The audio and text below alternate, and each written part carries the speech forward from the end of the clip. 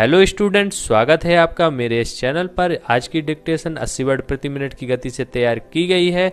यह dictation courts exam को देखते हुए तैयार की गई है और एसएससी एग्ज़ाम के लिए भी बहुत ही ज़्यादा महत्वपूर्ण होने वाली है यह डिक्टेशन। तो इन डिक्टेशंस को बहुत ही ध्यान से कीजिए। चैनल को सब्सक्राइब नहीं किया है तो चैनल को सब्सक्राइब कीजिए ताकि आपको भविष्य में ऐसी डिक्टेशन और भी प्राप्त होती रहें। डिक्टेशन प्रारंभ होने में अंतिम 5 सेकेंड।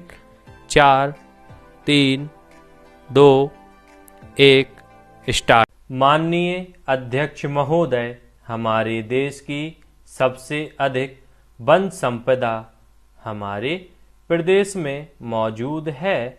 जब से देश में वन संरक्षण अधिनियम लागू हुआ है, उससे हमारे हाथ बांध दिए गए। अगर हमें सड़क बनानी होगी तो वन संरक्षण अधिनियम के तहत उसकी मंजूरी लेना पड़ेगी। अगर तालाब बनाना होगा तो केंद्र सरकार से उसकी मंजूरी लेना पड़ेगी। यदि बिजली की लाइन डालना है तो उसके लिए भी केंद्र सरकार से मंजूरी की जरूरत पड़ेगी। यह हमारी राज्य परस्पर संधि होने के बाद भी अधिकार का जो केंद्रीयकरण केंद्र में हुआ है उसके बारे में हमें पुनः विचार करना पड़ेगा। हम भी चाहते हैं और आप भी चाहते हैं, हमारा भी रास्ता एक है, आपकी मंजिल एक है। उद्देश्य सिर्फ वन संपदा की सुरक्षा का है। आपका इस संपदा के प्रति प्रेम है तो हमारा भी उससे बहुत प्रेम है।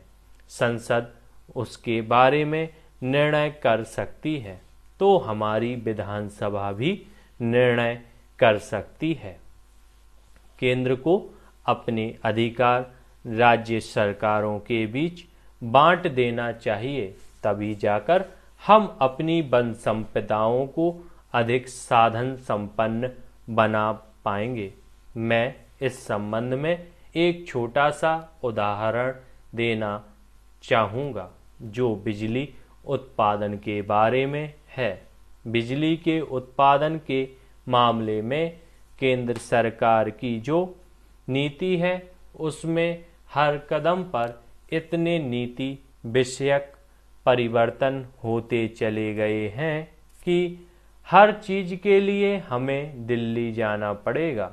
अगर सिंचाई योजना की अनुमति चाहिए तो वह भी केंद्र से मिलेगी। पैरा। अध्यक्ष महोदय, मेरा कहने का तात्पर्य यह है कि आज आवश्यकता इस बात की है कि इस प्रदेश की सरकार को ज़्यादा से ज़्यादा अधिकार दे देना चाहिए। सरकार या कमीशन में इस बात पर बहुत विचार विमर्श हुआ, उस पर चर्चा भी बहुत हुई। उसके बाद प्रांतों को अधिक से अधिक अधिकार मिले। हम लोगों की इस मुद्दे पर बहस होनी चाहिए, इस विषय में चर्चा होनी चाहिए। हमारी भूमि बहुत ही ज़्यादा उपजाऊ है, पानी की नदियां हैं, पानी है, इसलिए हम प्रकृति के बहुत धनी हैं। हमारे कई ऐसे क्षेत्र हैं जहां नदियां होने के बाद भी आज तक हम उनका दोहन सही रूप में नहीं कर पा रहे हैं। आज हमारे प्रदेश में लगभग 6000 करोड़ रुपए की परियोजनाएं मंजूर हैं। यदि हम 6000 करोड़ रुपए की सभी परियोजनाओं पर काम कराना चाहें तो एक साल में जो मूल्य वृद्धि उस परियोजना में हो जाती है, इसलिए मुश्किल से हम अपना बजट 350-400 करोड़ रुपए का दे पाते हैं। धन्यवाद स्टूडेंट्स। डिक्टेशन यदि आपको पसंद आई तो इसको लाइक कीजिए, शेयर कीजिए, अधिक से अधिक सब्सक्राइब कीजिए।